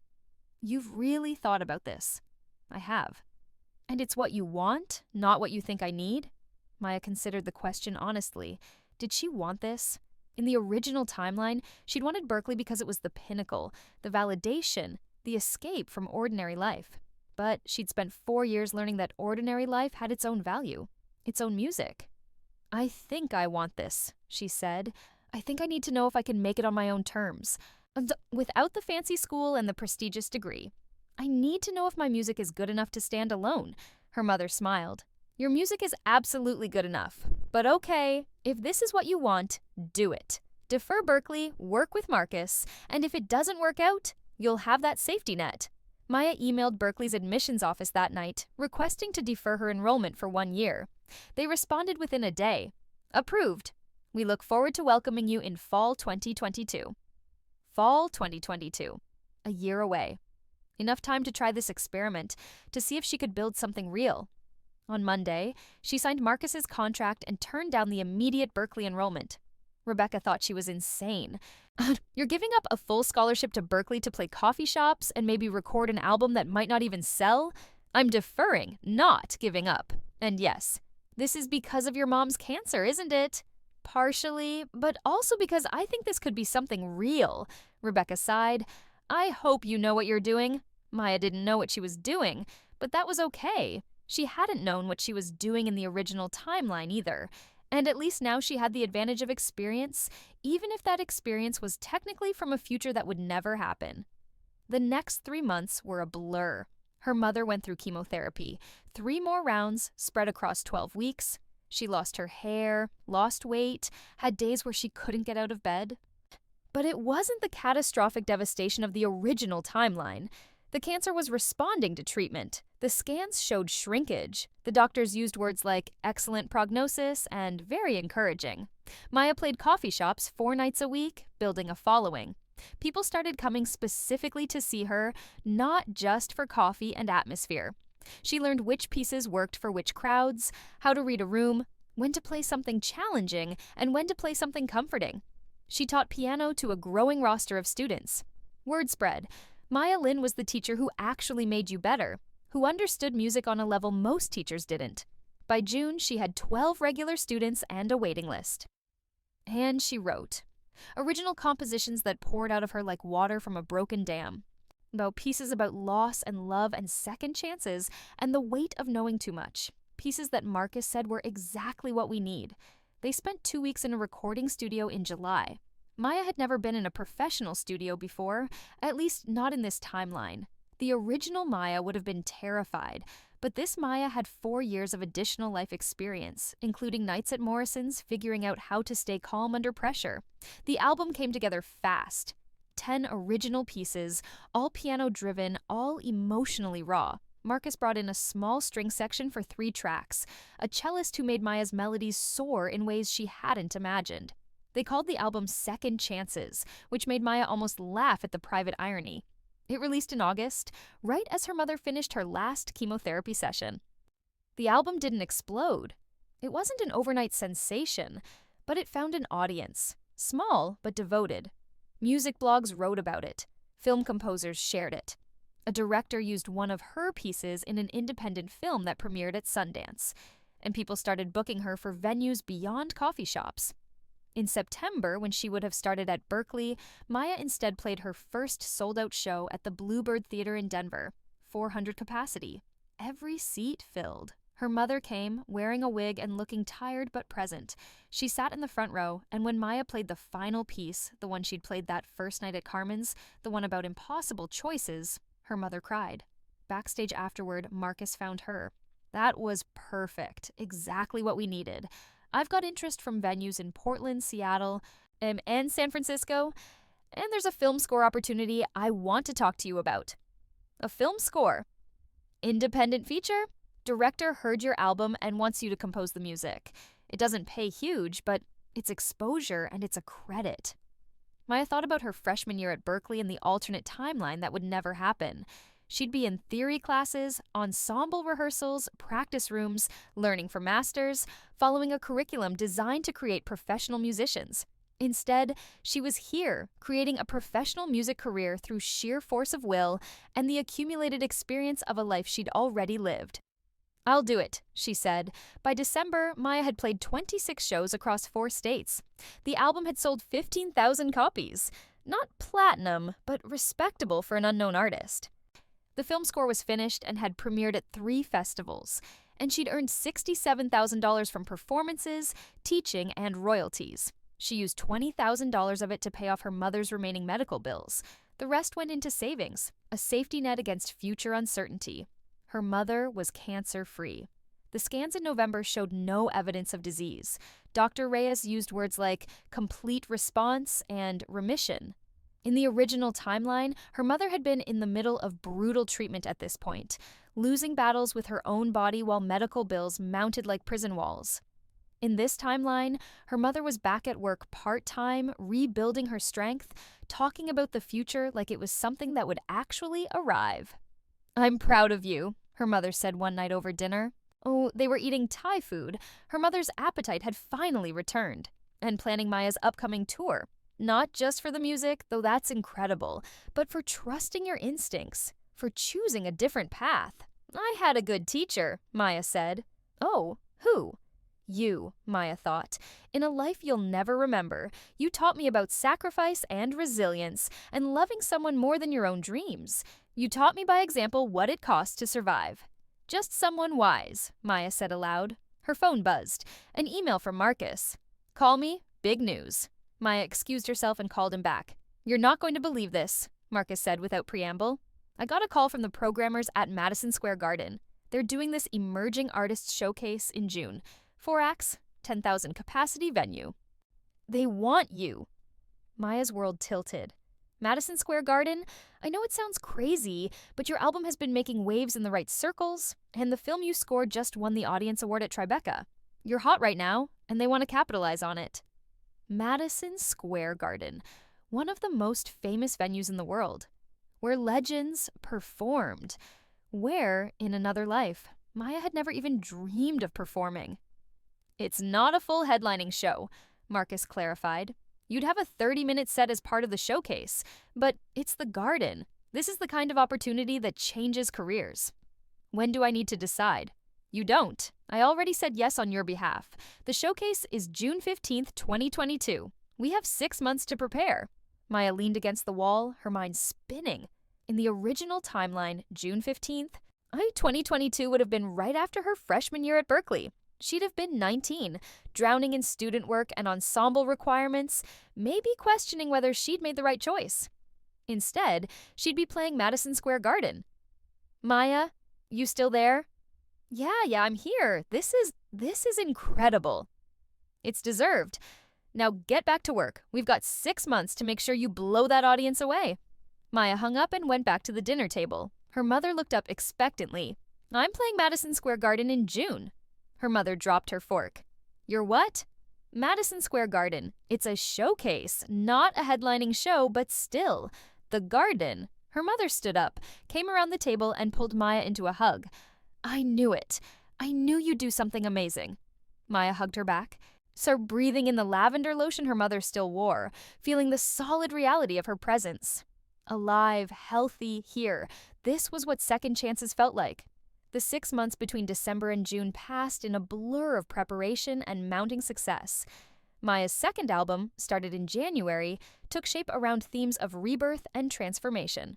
Marcus called it even better than the first, and he wasn't prone to empty flattery. February brought a profile in Rolling Stone, a small feature, but still. Maya Lin, the 19-year-old composer redefining contemporary piano, read the headline.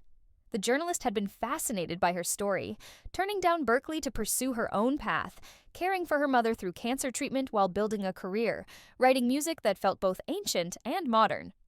"You play like someone who's lived a long life," the journalist had said during the interview. "Where does that come from?" Maya had smiled and given her practiced answer, "I just feel things deeply." But the truth was more complicated. She played like someone who'd lived a long life because she had. She'd lived to 23 in one timeline, then been gifted the chance to start over with all that knowledge intact.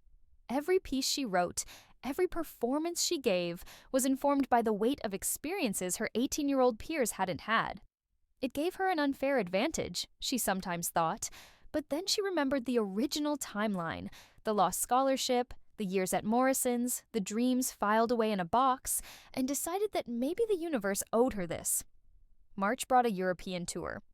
Small venues, 200 to 500 capacity, across London, Paris, Berlin, and Amsterdam. Her mother came for the London shows, healthy enough now to travel, excited to see her daughter perform on an international stage. "Do you ever think about Berkeley?" her mother asked one night in their London hotel room. "About the path you didn't take?"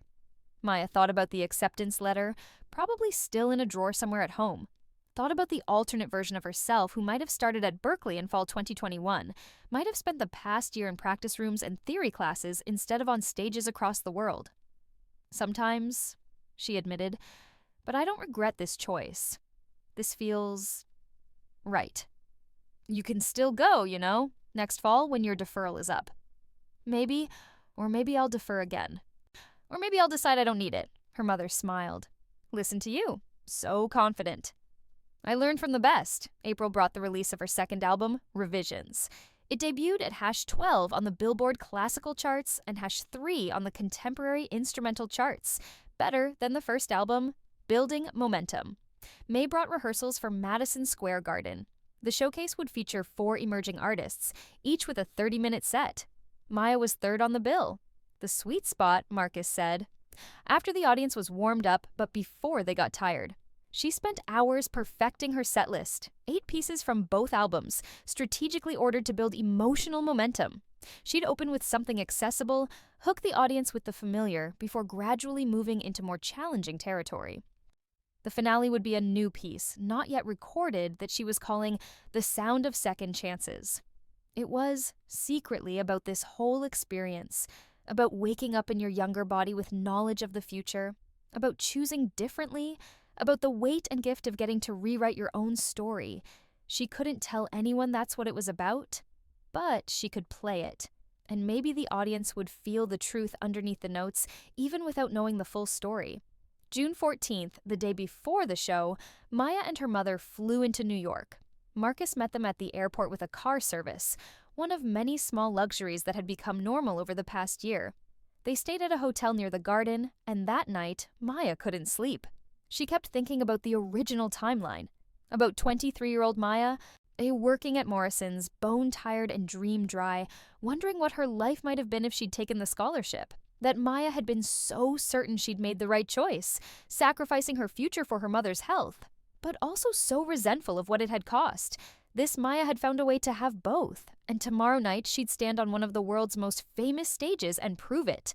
At 3 a.m., she gave up on sleep and went to the piano in the hotel's small business center. She played quietly, not wanting to disturb other guests. Running through her set list one more time, the door opened, her mother wearing her robe, carrying 2 bottles of water. Couldn't sleep either? Her mother asked. Too nervous. Her mother sat beside her on the piano bench, just like she used to when Maya was little. You're going to be amazing. So, you know that, right? What if I'm not? Then you'll still have tried, but you won't fail. I've heard you play. You're ready for this. Maya leaned her head on her mother's shoulder. Thank you for everything, for supporting this crazy path. Thank you for pushing me to get screened, for saving my life. They sat like that for a while, mother and daughter, alive and healthy and together. In the original timeline, they'd both been broken by this point. Her mother by cancer and treatment, Maya by sacrificed dreams and crushing responsibility. This version was better. Imperfect, but better. I love you, Maya said. Love you too, baby. Now try to get some sleep. Big day tomorrow. June 15th arrived with perfect New York summer weather. Sunny, warm, not too humid. Maya spent the morning in her hotel room, avoiding social media and phone calls, trying to stay centered. Her mother ordered room service and made her eat, made her drink water, made her take care of the physical body that would need to perform tonight. At 2 p.m., they headed to Madison Square Garden for sound check. Walking into the garden was surreal. Maya had seen it on TV, in movies, in countless performances by artists she'd idolized. Now she was here, standing on this stage, looking out at 10,000 empty seats that would be filled in a few hours. Holy shit, she whispered. Language, her mother said automatically, but she was smiling. Sound check took 2 hours. Maya played through her set list, adjusting to the acoustics, working with the sound engineers to get levels right. The piano was a Steinway Model D Concert Grand, the kind of instrument she'd only dreamed of playing on. The keys felt like butter under her fingers, responsive and perfect. Marcus appeared during a break. How are you feeling? Terrified? Good. Terror means you care. Just channel it into the performance. At 5 p.m., Maya went back to the hotel to change. She'd bought a dress for this. Black, simple, professional, but not stuffy. Her mother helped her with makeup, with hair, with all the small details that suddenly felt monumentally important. You look beautiful, her mother said. "And not just because you're my daughter. You look like someone who belongs on that stage." At 6 p.m., they returned to the garden. The crowd was already gathering. Early arrivals, excited for the showcase. Maya watched them from backstage. All these people who'd come to see emerging artists. These who were giving their Friday evening to discover new music. The first artist went on at 7:30, a singer-songwriter from Nashville, acoustic guitar and heartfelt lyrics. She was good. The crowd loved her. The second artist at 8 o'clock was a jazz quartet from New Orleans. They brought energy, improvisation, the kind of playful musicianship that made people smile. The crowd was warmed up now, engaged, ready for more. At 8:30, it was Maya's turn. She walked onto the stage to polite applause, people who didn't know her yet, who were willing to listen but hadn't decided if they cared. She sat at the Steinway, adjusted the bench, looked out at 10,000 faces. For a moment, fear paralyzed her. This was too big. She was too young. She didn't deserve this. Then she saw her mother in the front section, 4th row. To wearing the wig she still needed but wouldn't need much longer. Her mother, alive and healthy because Maya had pushed for early screening. Her mother, who'd believed in her even when it meant deferring Berkeley and taking a non-traditional path. Maya put her fingers on the keys and began to play. She opened with Watershed, the first piece from her debut album. Accessible, beautiful, the kind of music that invited people in. By the second minute, the polite applause energy had shifted to genuine attention. People leaned forward. Phones were lowered. They were listening. Second piece, Fractures, from the same album. More complex, more emotionally demanding. Maya poured into it all the grief of the original timeline, all the loss and regret and what might have been. The garden's acoustics carried every note perfectly, so filling the space with sound. Third piece, Revisions, the title track from her second album, about rewriting your story, about second chances, about choosing differently. She'd written it in February, still processing the miracle of this timeline, and now she played it for 10,000 people who had no idea it was autobiographical. Fourth and fifth pieces built the momentum, technically challenging works that showcased her skill while maintaining emotional depth. She could feel the audience with her now, riding the journey she was creating. Sixth piece, a newer work, unreleased, called Remission. She'd written it for her mother, about watching someone come back to life after almost losing them. It was quiet, intimate, almost prayer-like. The garden went completely silent. Not a cough, not a shuffle, just 10,000 people holding their breath. Seventh piece, Recovery, the flip side of Remission. Faster, more hopeful, building toward joy. By the final chord, people were smiling. And then the finale. Maya paused, took a breath, looked out at the crowd. "This last piece is called The Sound of Second Chances," she said into the microphone. "Thank you for listening." She began to play. This piece was everything. All of it. The original timeline and this one, the choice she'd made and the choice she'd been spared, the grief and the hope and the impossible gift of getting to try again.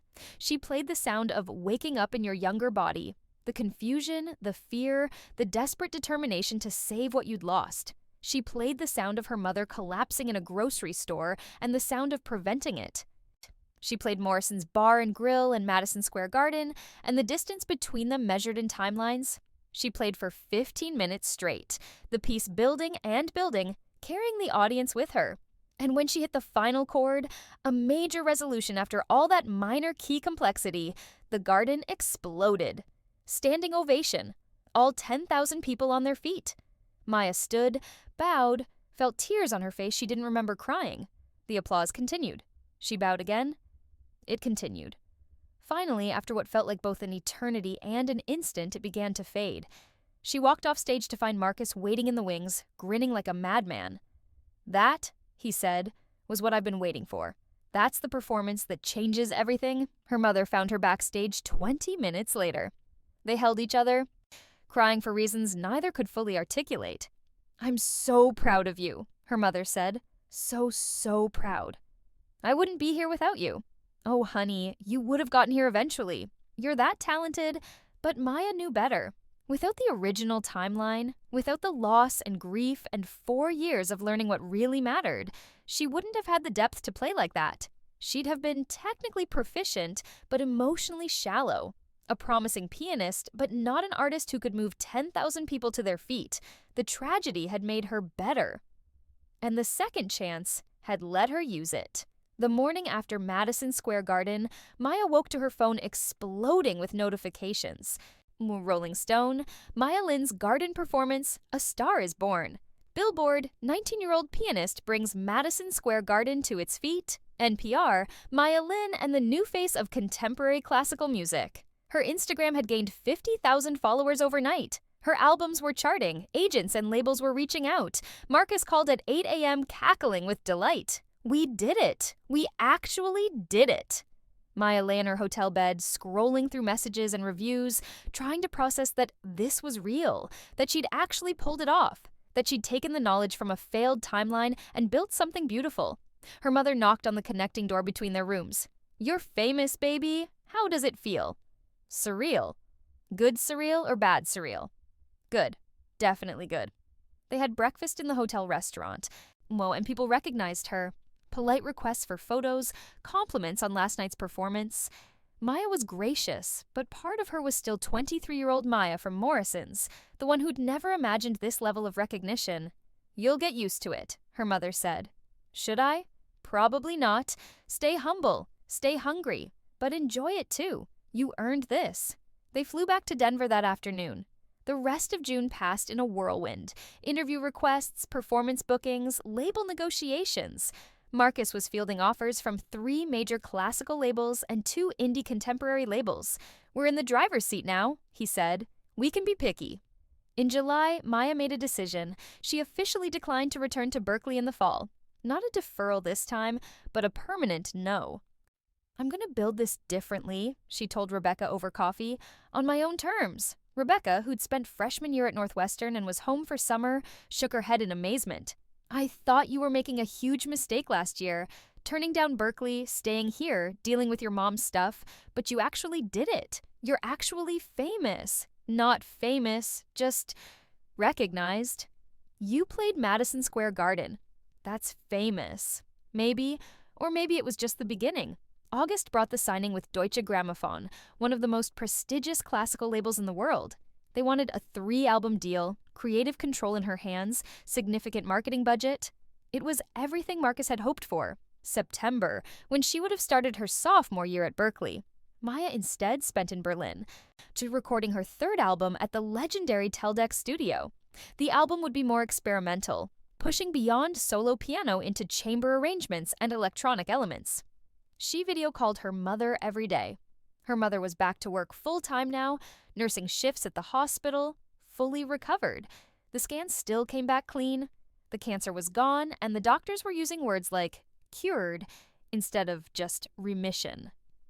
"I miss you," her mother said during one call, "but I'm so proud of what you're doing. I'll be home for Christmas. I'm holding you to that." October brought a tour through Asia: Japan, South Korea, Taiwan, Singapore. Sold-out venues in every city. Maya played for audiences who discovered her through YouTube videos of the garden performance, through streaming her albums, through word of mouth in the classical music community. In Tokyo, after a performance at Suntory Hall, an older woman approached her backstage. Through a translator, she said, "Your music sounds like you've lived many lives. How do you know so much about loss at such a young age?" Maya smiled. "I just pay attention. We all experience loss if we live long enough." The woman nodded, satisfied, and Maya marveled at how close she could come to the truth without anyone believing the impossible reality. November brought her 20th birthday. She celebrated it in Singapore, with Marcus and her touring crew, a small cake from a local bakery. Her mother called to sing happy birthday, slightly off-key, exactly as she always had. 20 years old and changing the world, her mother said. "Who would have thought? I would have thought." Maya thought, "Because I've already lived this life once, and I refuse to waste the second chance." December brought the Christmas break she'd promised.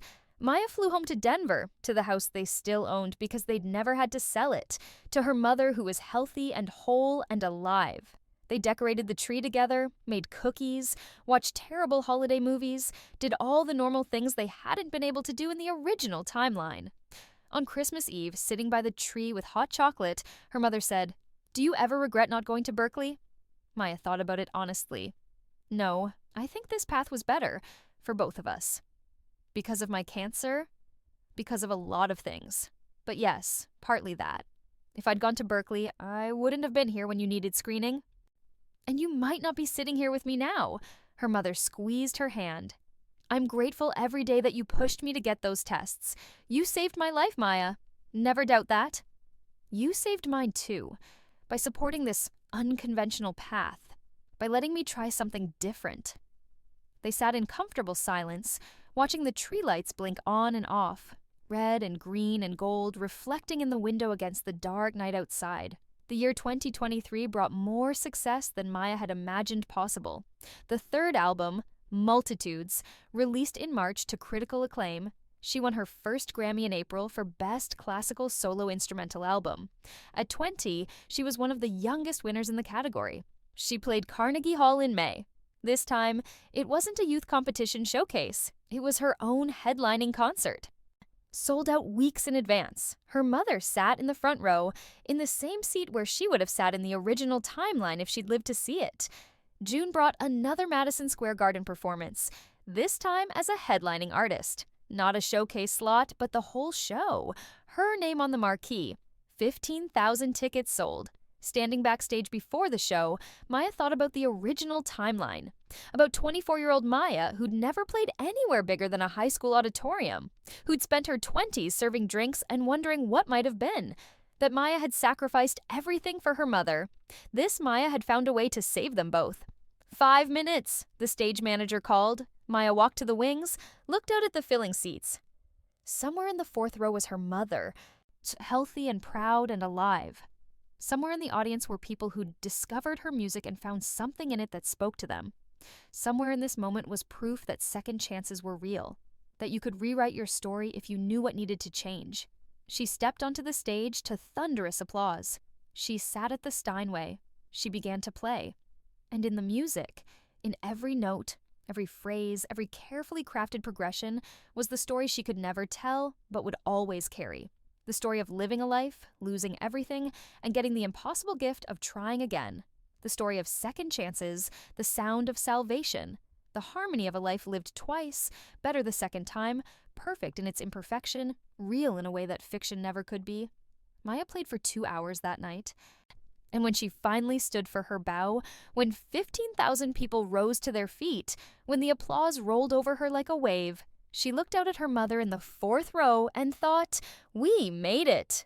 Both of us, together. And that, in the end, was the only song that mattered. 3 years later, the documentary crew wanted to film Maya at the piano where it all started, the upright Yamaha in her childhood bedroom. She'd kept the house in Denver even though she barely lived there anymore, kept it because it held memories, kept it because her mother still lived there when Maya was on tour. So this is where you practice as a kid? The director asked, adjusting the lighting. This is where I learned, Maya corrected. There's a difference. She sat at the bench, it still creaked that high C sharp, and ran her fingers over the keys. 23 years old now, the same age she'd been when she'd woken up in this room 4 years ago, disoriented and desperate and determined to change everything. Except she couldn't tell the documentary that. The official story was simpler. Prodigy turns down Berkeley, takes a risk, makes it big. Devoted daughter cares for sick mother while building a career. Overnight success that was actually years in the making. None of it was a lie. It just wasn't the whole truth. Tell me about the early days, the director said. When you were just playing coffee shops? Maya thought about Carmen's, about that first performance where she'd played her grief and hope for an audience of maybe 40 people. I was trying to figure out who I was as an artist, what I wanted to say. And what did you want to say? That second chances are real. That you can save the people you love if you're willing to sacrifice the right things. That music is the only language that can carry the weight of living the same years twice. I wanted to say that loss can make you deeper, Maya said instead. That pain has value if you transform it into art. The director smiled. That's beautiful. We'll use that. They filmed for 3 more hours. Maya playing, talking about her process, explaining her compositions. The documentary would premiere at Sundance next month, part of the continued momentum of her career. 4 albums now, 2 Grammys, tours across 6 continents, collaborations with orchestras, film composers, electronic artists. She'd built something that would have been impossible in the original timeline, all because she'd known what to avoid, where to focus, how to use the depth that came from living through loss. When the crew finally left, Maya sat alone at the piano. Her mother was at work, night shift at the hospital, back to full-time nursing, completely healthy. 5 years cancer-free. Cured, the doctors said. No longer any different from someone who'd never had it at all. In the original timeline, her mother would have been 46 and dead. Or alive, but diminished. Still fighting, still struggling, still drowning in medical debt. Maya pulled out her phone and opened an old photo album, the one she'd made of images from this timeline that echoed the original. Her mother at her first Madison Square Garden show. Her mother at the Grammy Awards. Her mother healthy and smiling and whole. She'd saved her. By pushing for early screening, by being there during treatment, by earning enough money to help with bills. She'd saved her mother and herself simultaneously. The piano sat silent under her hands. She thought about playing something, but instead, she just sat there, feeling the weight of this moment. 23 years old, the same age she'd been when it all started, when she'd woken up 18 again with knowledge of the future. 4 years had passed, the exact span of time she'd traveled back, which meant, Maya realized, that she'd now lived to this moment twice. Once in the original timeline, serving drinks at Morrison's, crushed by debt and lost dreams. And once in this timeline, successful beyond measure, her mother alive and well. She'd bridged the gap, closed the loop, reached the point where both timelines converged, except one version was so much better than the other. Her phone buzzed. So Marcus, Berlin wants you for their New Year's concert. Philharmony, are you interested? Maya typed back, always. She had a career to build, music to write, performances to give. A life to live that honored both timelines, the loss that taught her and the success that redeemed it. The piano bench creaked as she stood. Outside, the lawnmower droned its summer song. Somewhere, someone's sprinkler clicked and hissed. The world continued its ordinary rhythms, unaware that Maya Lin had lived these same years twice, unaware of the miracle of second chances.